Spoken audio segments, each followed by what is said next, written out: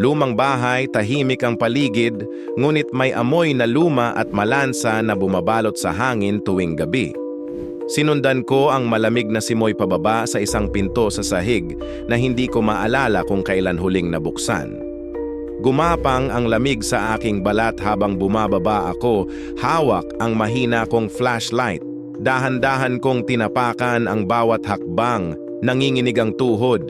Sa dilim, may narinig akong hikbi, mahina, parang boses ng bata. Napalingon ako, ngunit ang tanging nakita ko ay mga lumang kahon at garapon na puno ng alikabok. Tila may aninong dumaan sa gilid ng paningin ko, mabilis na naglaho. Biglang sumiklab ang ilaw ng flashlight sa isang sulok.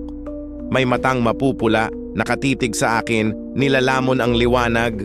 Napaatras ako ngunit parang may humawak sa aking balikat, malamig, parang yelo. Mabilis na nagdilim ang isip ko at sa bawat tikatik ng oras, unti-unting naglaho ang mga alaala ko, pangalan ko, pamilya, mga dahilan kung bakit ako narito.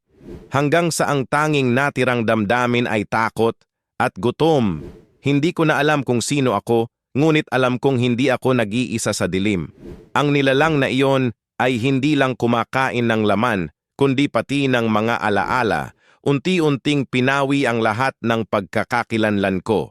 Sa huli, ako na lang ang anino ng sarili ko, nakatali sa dilim, naghihintay na mawala rin ang natitirang liwanag sa aking isipan.